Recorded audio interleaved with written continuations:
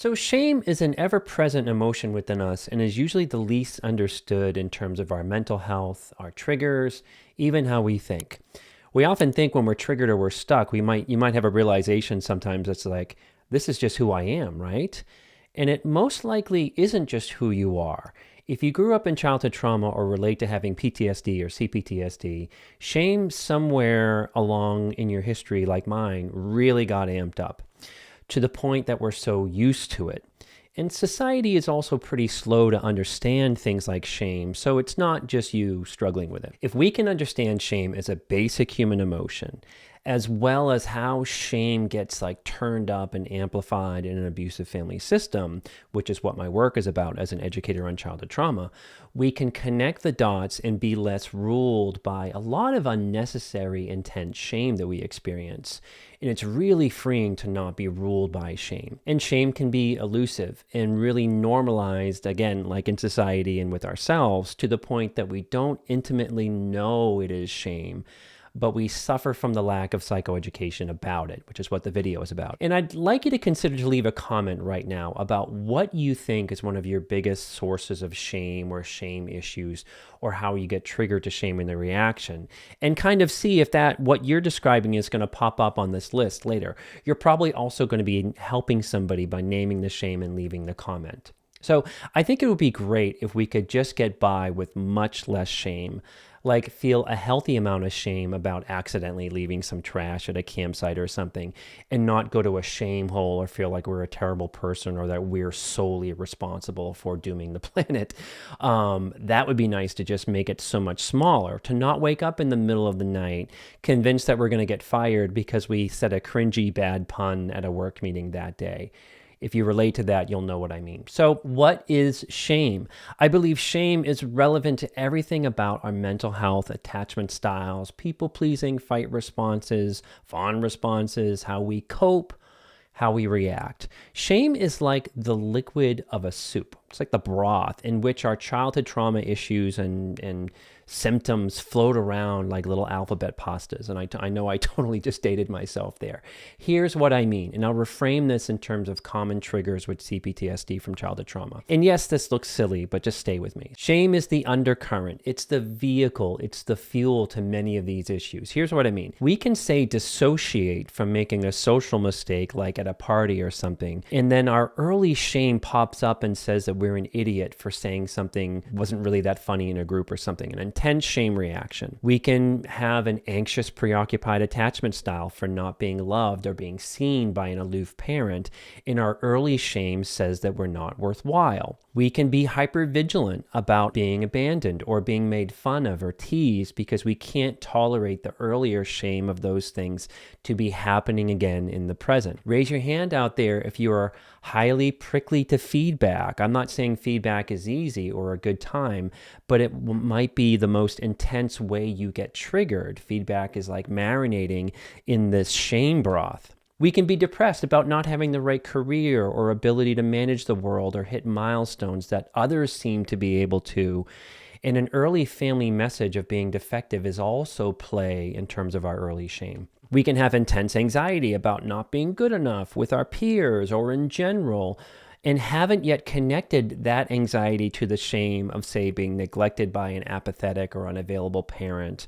Or say we even had a golden child sibling and you got forgotten in that golden child kind of attention that they got. So what I'm trying to say with the soup analogy is there's usually an undercurrent of shame in all of our issues, and it's important to be able to really dial into that shame, which is going to be very helpful in your journey of healing it. Here are some brief recap issues about shame. Here are some like shame mechanisms and concepts to help further understand shame. And again, you might think you understand shame, but most people don't really understand their shame. Shame versus guilt. In my experience, guilt is a gnawing feeling about being unable to remedy a situation or feeling like you're failing others somehow, where shame automatically tells us we're inherently bad or a failure or not good enough. Childhood trauma coming from having abusive parents can involve what I call direct and indirect shame. Direct shame is like we're being told that finger in our face, you're a bad kid, I can't believe you just did that, you're bad in various ways. Where indirect shame can be about feeling embarrassed about something a parent does, or their character, or the type of house that you grew up in because it's chaotic or messy. I did a video on this topic of direct and indirect shame that I'll put in the description for you. Another concept is full of shame or shameless. Childhood trauma greatly influences our shame, either acutely elevating it, or we can really repress it greatly. Both have unwanted consequences in our lives and social life and intimacy in our functioning. I think of this as a spectrum of either being hyper shame-based with high anxiety, or being a bit numb or shameless, which paradoxically is still operating from shame. So it's like hyper shame versus hypo shame. Being shameless can look like a vibe that's like, no one will ever mess with me again, and I'm never going to play the fool again, kind of a thing, from the fight response. And that is more repressed shame than everyone hates me in this meeting, neurotic type of shame. One of my favorite concepts to describe shame is shame being a fixed gravity thing. And a good analogy about shame is that shame is the main human emotion that other emotions orbit around, like the sun and the solar system. It's the main entree to the emotional buffet here. For example, you might feel intense shame if something sad happens to you, but you quickly start to compare your situation that you're sad about to maybe someone who has it worse. That's kind of a stuck thing with childhood trauma. The sadness that you're experiencing is in a fixed relationship to shame, which is like the sun in this analogy, and it can't escape the orbit of shame or the sun. And being right-sized or embracing your own sadness is being judged by your shame. Another example of the orbit thing is curiosity. You might be curious about doing some art or music, or be curious about what might it be like to do a creative project and be a creative person. But the shame, which again is the sun in this analogy, keeps that curiosity planet in a fixed, locked orbit, that curiosity can't fly off and explore itself. So that's what I mean about gravity, where other emotions and other things that we might want to do or experience is stuck in this fixed orbit with shame, this fixed gravity. Moving on, that shame can influence everything about us, like our purchases, to what we eat, to our social life, how we make our money, what kind of sex life do we have, what kind of sex do we like. There can be shame undercurrents through all of that. Do you sometimes feel bad about what you eat, what you buy? And this is one of those consistent thoughts that involve shoulds. I should eat more organically. I shouldn't like this kind of sex. I should never call in sick ever. I shouldn't buy these silly things. It's like a daily undercurrent thing that we need to dial into. Moving on, there's also shame in society rules. We can view shame as a good, like innate biological defense to be able to maintain our social status for our need to survive. Things go smoother socially in our lives if we're not doing shameful or antisocial, hurtful things where we're cast out of groups, which is what we need to kind of survive. Healthy shame, when it works, keeps us from being cast out of society by doing extreme hurtful acts. It would be cool if that's all that shame was, like thinking about morality or being conscientious. It would be great if our shame didn't go to such an acute and overwhelming over-the-top place and was just there to remind us to treat people the way that we wanted to be treated. Shame is also a big umbrella term. It also means things like being mortified, being embarrassed, feeling less than, ridiculed, indignity, which I'll talk about later, feeling humiliated, feeling found out or exposed, both from real situations or just things that we assume in our heads about how people might see us or how we might be being treated. Another shame-based concept is when we have a very shame-based parent. This is a big piece to all of these issues, is when we're being raised by a parent who was also marinated in shame their whole life, where they react deeply and intensely to what they perceive to be mistakes or how things look. Like a neurotic shame-based parent, not in touch with their childhood trauma, might freak out if you miss a day at school, because missing things is a reflection upon the family and upon them. And it's just something bad that they can't name is going to happen if you miss a day at school. So now let's talk about what is the opposite of shame. When I discuss shame, I like to add its opposite, which I believe to be the word integrity. Whether we're 2 years old or 80 years old, I think that humans feel good if they're seen as having integrity. Like it bothers us when we don't. Integrity and dignity can be taken away in childhood trauma if we envision the heartbreaking scenario of, say, a 3-year-old toddler being screamed at because they had a bathroom accident. Really intense, direct shame. While it's slow around this idea of dignity and integrity, I believe that people are parenting children these days more from the idea of protecting their children from being shamed too much. Mistakes are just mistakes, and there's still love there. Healthy parenting is about when we understand that children are already vulnerable to shame, and our job is to protect them from experiencing too much shame. Too much shame is where the damage comes in. That's like an analogy about screaming at a toddler for having an accident. That's the stuff that stays with us. Even if parenting is extremely triggering and extremely stressful, but we still understand that we can't shame them too much. We still need to bring a lot of love and acceptance there. And I think that if we can help our kids maintain some power and some goodness and see their humanity, that's like the shield that protects us from childhood trauma. As we work on ourselves, we kind of reclaim these ideas and have a good foundation that we're a good person. And being a good person is to have some dignity, to have some integrity, and we have some power in being a good person. We have goodness in being a good person. We have our humanity there where we're okay to like be human and make mistakes. Good enough healing, I think, is when we don't lose our power. And we're able to maintain our goodness. We're able to maintain and see our own humanity, even if we make mistakes or something comes up. That's a big difference. So here are some real life examples of shame to help survivors become more familiar with how the emotion works in us and manifests within us from the context of our childhood trauma. These are like everyday real life examples of how shame reveals ourselves to us. And keep thinking about how unnecessary or intense or maybe a bit over the top these are. I'm not judging you in that. I'm just saying if you grew up in childhood trauma, you were most likely set up to struggle with shame in an intense and unnecessary way, like I was. So I'll briefly name how the issue can come from childhood trauma, and I'll also try to give you an idea about what each example would look like if there was more healing taking place around the issue. And I'm going to be listing these from less severe to more severe. Number one is when we say, oh, you too. And this is a light example of shame where we're somewhere like an airport and we interact with someone who works there and tells us, have a good trip, and we respond with, you too. It's pretty funny, it's pretty innocent, but depending upon the severity of someone's shame-based childhood trauma, we can really perseverate on that funny little mistake. Why is it shame? And it's pretty normal, right? It's definitely normal, but mistakes are normal, but excessive shame really turns that up. And we walk away from that interaction really starting to feel terrible. Shame will manifest here by telling us that we're an idiot while we're walking away. And it can be worse if we tend to be unconsciously hypervigilant about trying to not be seen as an F-up. And not being seen like an F-up is really a big one for childhood trauma survivors. It was for me. Maybe I'm just more out with it now that I'm kind of like, I embrace my F-up qualities. After we say, you too, we might have a mini shame attack about something that is really just kind of a funny cliche. Our inner child can go to a place that I can't even pull off, trying to seem like a normal person.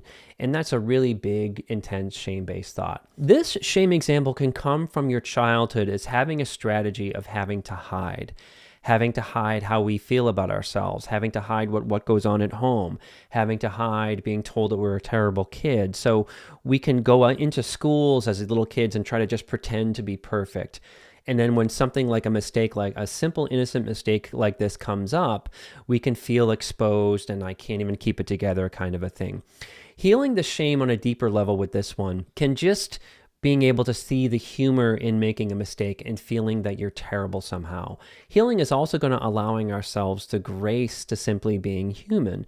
We can have magical thinking that we still need to be perfect and hide, and that isn't a human experience. So that's what I mean about the humanity. Number two, related to that, is bomb jokes when we're trying to be visible or funny and that fails. If I made a joke in a meeting and it bombed, I would experience a deep physical sensation of shame, like a shame attack. and I would dissociate while hating myself for just taking the risk that I just took by telling a joke. Like my energy in my body would drop down to my feet and I would want to crawl into the woodwork to escape. It's awful. And the childhood trauma in this example could involve experiencing abuse where taking a risk inside your family, like making a joke or asking a question, could get you attacked. Expressing yourself could have immense contempt aimed at you and your family. It can also be trying to be funny and be liked, which is really a common thing for childhood trauma survivors. And being funny isn't bad, but we can really go into a shame hole when we want to be funny and it doesn't land. With more healing around this one, we again see our humanity, that some jokes are great, some jokes bomb, some are cringy, but those don't have to require a shame spiral about being a terrible person if we bomb. That is really about our family and not about the present. And as a side note, some childhood trauma survivors, this is super specific, some childhood trauma survivors tell jokes or make references that no one really gets because they're so specific. And yes, it could be a neurodivergent issue, but that's not what I'm referencing here. There's a phenomenon of an inner child thing where we kind of tend to think that everyone has watched episode 7, season 4 of Doctor Who, and we make jokes about it thinking everyone's going to kind of get that. We don't really kind of assume kind of a thing, but there's something kind of going on in it. I think it could come from really neglect and not learning how to read others or not learning how to do lead-ins with people like, have you seen Doctor Who? Are you a fan? To our social conversation. So the third one is taking it personally. I'm an idiot. I'm not an idiot. So our childhood trauma shame can make us react to basic questions and situations. It's like someone asked you a question at work and you bust out with, I'm not an idiot, you know, or you feel that on the inside. So like questions can really feel like accusations, or we overly read into them. We'll overly assume judgment from others and react from shame, which might take us down a shame hole for the overreaction of kind of getting fighty with somebody, or we can stay angry and self-righteous as well. It usually comes from a childhood of being the butt of jokes and the family behaving like the child is defective in some way. Or your family would talk about you behind your back or treat you like you needed special help when you actually didn't. Or you were judged simply for being a child and not an adult. So it's a highly common shame reaction for those who were scapegoated and things were extremely personal. And as a side note, the reverse in taking it personally is also the shame example where we always assume that we're wrong, and someone asks us the same question. One reaction could be, I'm not an idiot. The other reaction is, oh my God, I'm an idiot, they found out. Shame influences our perception about what people are communicating to us. We can greatly misinterpret questions and react from what the F do you mean by that to profusely apologizing, and both reactions are ruled by shame. And incidentally, working on our childhood trauma will take care of a lot of these shameful issues if we're really looking at how we lost our goodness in our family system. But healing with this one, what that might look like is that we're able to take questions and not take it personally or go to such an apologetic place because, again, we've got this foundation of knowing that we're a good person and we don't lose that. Moving on to number 4 is this idea that shame is contagious. Those who struggle with shame can overly take on or overly feel the shame of others in uncomfortable situations. Let's just say you see someone publicly make a fool of themselves because they drank too much, or someone at work was reprimanded for not showing up consistently. We can resonate with such people like musical tuning forks and feel terrible for them and even feel terrible about ourselves somehow. That's how insidious shame can be. This can get us into trouble in relationships with emotionally immature or narcissistic people. We can overly feel for them and their mess and their mistakes, and like we resonate too much with their mess. This one can come from growing up with a parent who is immature or would make a mess out of their life, or somehow they might have been a tragic figure, like nothing went right for them. I'm not judging, this is real, or kind of, self-imposed by them. And as children, growing up with a tragic parent or immature parent, we were really focused on them. We paid a lot of attention to them. We might have even been absorbed in their mess. And the shame can come from, as little kids, we want to be able to help them. We're not seeing them as immature. We just want to help our parent who's a hot mess. But the shame might come from our inability to do that. This one is also about not being protected as a child from adult emotions and adult situations. Like I often say, as kids, many of us knew too much. When shame is healed in a good enough way with this one, we can be sympathetic and empathetic for those struggling, but energetically, we're boundaried. And we don't have to take all of that kind of stuff on. We're able to kind of let people be themselves. There's no longer this gray area. And we're safe in ourselves to know that we're not bad for not taking someone else's mess on.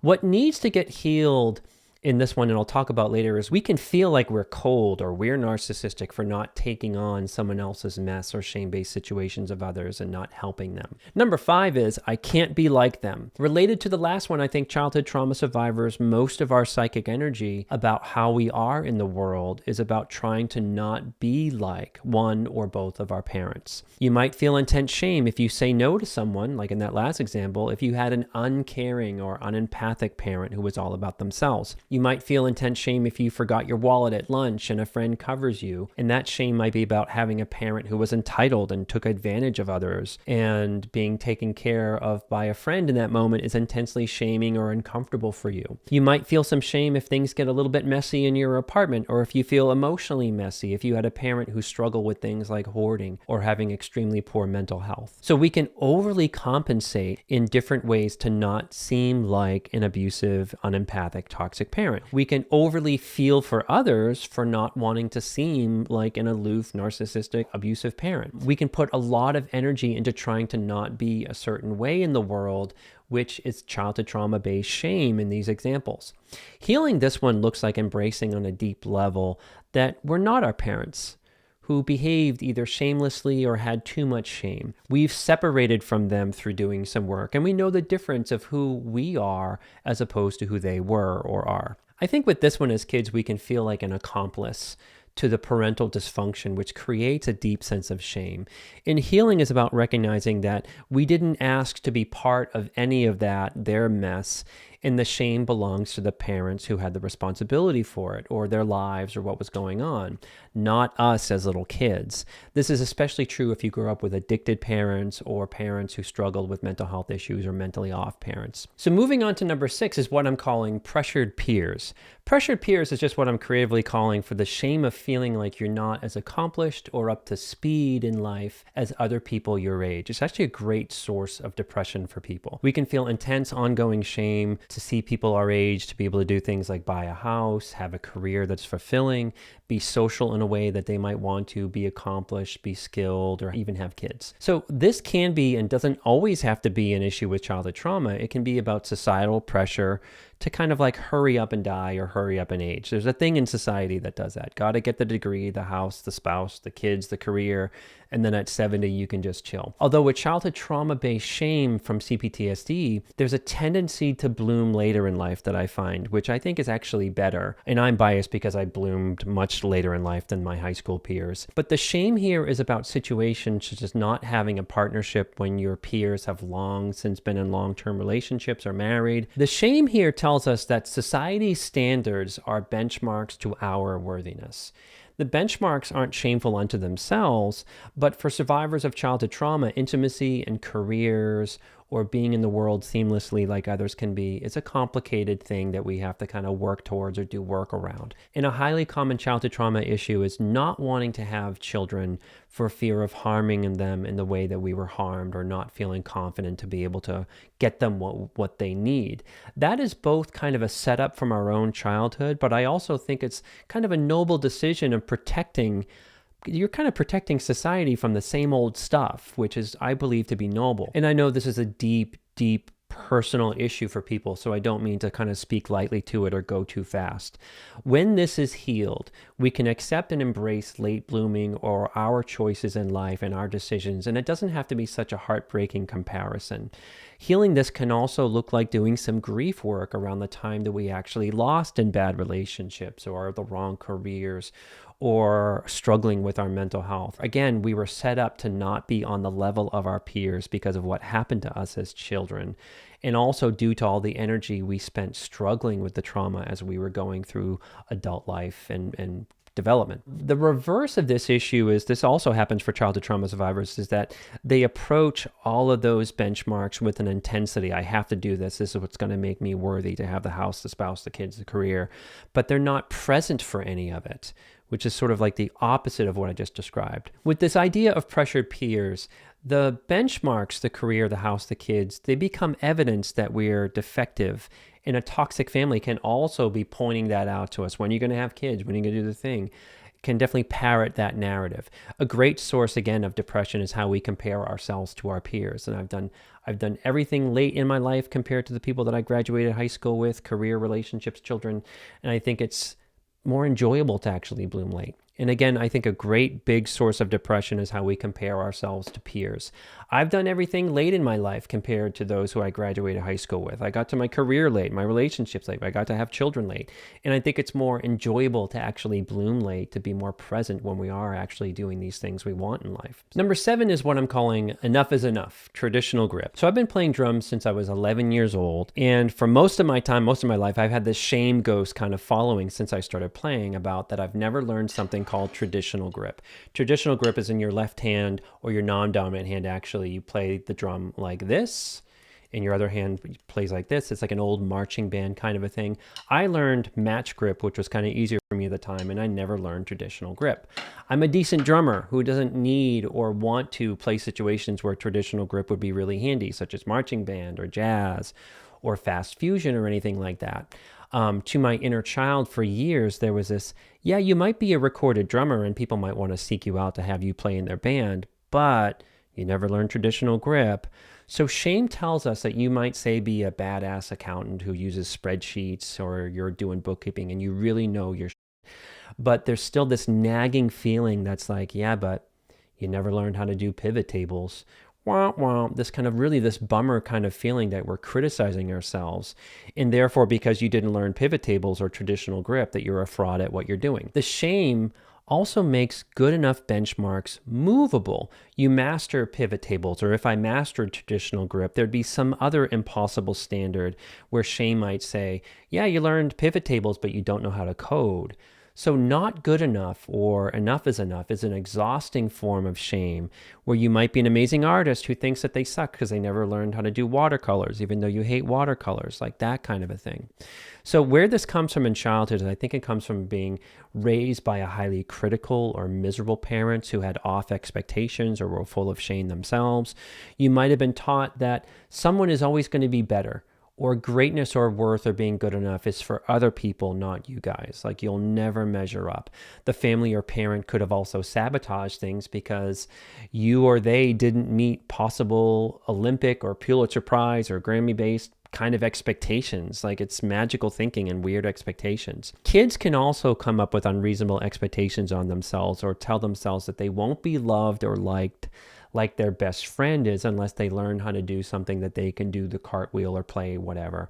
And it can come from really watching who gets attention in school, that we can have this part of shame going on. When this is healed, you recognize that you don't need to learn traditional grip or pivot tables, and you're able to embrace the gifts that you have and to look at, there's so much stuff that we compare and judge ourselves against. It's lovely when all that kind of like washes away. I've met many childhood trauma survivors who made great money at what they do, but they expressed anxiety about not being at the top of their field, only to discover that they're actually happy where they're at. And it's just old self-imposed pressure from childhood. Number 8 is something that I called, yes, it's serious. Instead of taking things personally, this shame example is about taking things too seriously. A classic example I give is when you're invited to a party and you need to bring the most perfect, expensive, or thoughtful thing, and bringing anything less means that you're a terrible person. So things can be very serious for you. While being thoughtful and caring is really a good thing, it's not great when it's coming from a place about shame or fear or control. If you have a partner that's like, let's just bring some chips and salsa and call it a day, and that starts a fight, that might be a clue for you. This is nuanced and FYI, but I'm talking about the marked need to cover your bases so people don't think ill of you or think that you're an F up or a terrible person, or that you don't look trashy in some way. Could be another kind of word with that. The same thing with gifts. It has to be a really thoughtful, can't be phoned in gift. And that can be like a lot of pressure. Why? And yes, it's nice to be able to give thoughtful gifts, but is it coming from shame where you have to look a certain way or cover, or like you're preventing someone from judging or criticizing you? In childhood, this can really come from growing up with a parent who took things way too seriously as well and had a lot of perfectionism and control, to growing up in, say, shameful poverty or chaos. And the shame there is where you were hiding and influenced by is about never wanting to look poor or look selfish or look uncaring or look thoughtless again. It can also be about compensating. So when this is healed, life is so much easier and less intense when we know our goodness is there no matter what, and things are good enough no matter what. Even if we don't have the time to prepare an amazing side dish or a gift and we just bring a bottle of wine, which is good enough. Again, this is all nuance, but I think you probably understand what I mean. Lastly, number 9 is, I could never do that. Briefly, I could never do that is a sharp thought or expression when an opportunity comes up to be more visible or take on a challenge or try to finally explore something in you that you're maybe drawn to. What I mean is, an opportunity comes up at work to present your work in a meeting, and there's an intense reaction. I could never do that. An opportunity comes up when someone says you'd be good at selling cupcakes that you make, or market a service or thing that you do. I could never accept money about that. Accepting money would be wrong. It's wrong, right? Could never do that. An opportunity to take a dance class or sing at an open mic. Your roommate says you have a nice voice and you should perform somewhere. And there's, I could never do that, even though that might be your dream to do that. Shame tells us that being visible or wanting a bit of the spotlight is terribly wrong or grandiose. It also convinces us that we'll make a fool out of ourselves, so there's a lot going on with this one. You might also have some grief or jealousy when you see others who can freely take up some of the spotlight without shame. And our inner child can be intimidated by such people or feel like they're a bit too showboaty. So we can also be judgy of those who have some spotlight while we kind of want some of it as well. Where it could come from in childhood trauma is being raised in an incredibly shame-based family where the right thing to do is to let other people shine, but wanting that for yourself is selfish and wrong. Abusive families can even police their children from being too extroverted or wanting to be funny or wanting to be entertaining, like just normal kid stuff.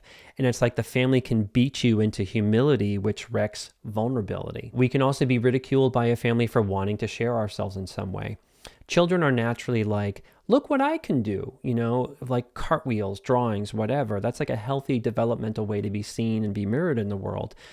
We can learn from children doing that who haven't been abused so much by just simply showing their light, And yes, we can be introverted and shy and not want any of this kind of stuff or attention, which is perfectly okay too. This can also come from having a parent demanding attention or demanding the spotlight from the world in a self-consumed and narcissistic way, so it feels icky to kind of be on the stage in some way. It can also come from being compared to others unfairly, like having a mother who gushes over your best friend growing up, but never you. So when this is healed, we simply allow ourselves the vulnerability in being seen and embrace that we not only have the right to exist and take up space, but there's also nothing narcissistic or shameful about wanting to share ourselves or get some attention or even, some compensation for our gifts or for our talents or for our interest.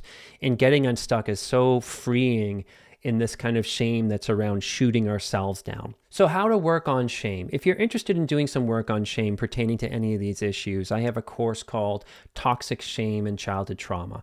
The course helps you identify and start to work on your inner child, on working with childhood trauma-based shame in situations that you experienced growing up. You can find a discount code in the description to this video and also a link to the course right up here. So I had some runners up to this list. So some examples I left out require their own topic or video, and they're also more obvious and maybe not so random. One is the shame about our bodies and sex. That requires its own huge dedicated video. Another is about imposter syndrome, but elements of some of that were covered in these other 9. A big source of shame is something that I call transparent frog. There's really a frog in nature that you could see through it and see its organs. And this one is about the shameful feeling about feeling extremely transparent in the world, that everyone knows about you and your defects and something like that. And I discussed transparent frog in a video I called 11 Oddly Specific Childhood Trauma Issues. And I'll also have the link to that in the description of this video. And lastly, there's also regret attacks. Like it's 2 a.m., you're trying to sleep and your brain brings up that goofy thing you said in class 20 years ago and you feel a shame surge. I see that one about hypervigilance popping up to keep us in an elevated place to make sure we don't do shameful things. Some final thoughts. So trying to heal childhood trauma-based shame, keep thinking about the words integrity, goodness, and power. Little children are very vulnerable to those things, and that our wounds as survivors are often about our goodness being taken away or not being encouraged to have any power or to take any risk or simply be seen as a good kid. It's a highly vulnerable thing to be human, and it's really tough to have those early experiences mess up our sort of present life based to shame. And understanding our shame can take some reflective work. Next time you feel bad or you feel triggered, ask yourself, might it be related to shame? Here's some questions for you. Is your trigger about how you're being seen? Is your trigger about not measuring up? Is your trigger about being taken advantage of or feeling like you're being taken advantage of? Are you compensating to cover something up? Is your anxiety about not doing enough today? All of our triggers, I think, is going to have an undercurrent of shame to them in some way. Even if it's shame under rage, shame under sadness, shame under freak out. We have to be able to name and nail shame in order to be able to heal from it. Healing will involve a lot of looking at how you were treated as a child and processing those relationships, say with an abusive parent or neglectful parents. And the healing comes from reclaiming our personhood, reclaiming our integrity and our dignity, our goodness, our power, our innocence as a child, and break down some long-standing toxic shame beliefs that we might have. Some new beliefs might be that sharing ourselves is a good thing, that we're human and hiding so much is kind of silly and gets us nowhere, that other people are human too, and it's often not about us when they trigger us, that we can start to laugh things off authentically and not take the world so seriously or take ourselves so seriously, that we're not bad for wanting what everyone else wants, being noticed, being loved, being included. And lastly, and I know that this is nuanced for many people, but I think healing shame is going to involve accepting our personal timeline. It's better to get to things late on your own timeline and on your own process to never get to things at all. So I'd love to know your thoughts. Leave a comment if you strongly resonated with any of these and add what you might have felt was missing. I think it would really be cool to have a discussion in that way. And as always, may you be filled with loving kindness. May you be well. May you be peaceful and at ease. And may you be joyous. And I will see you next time.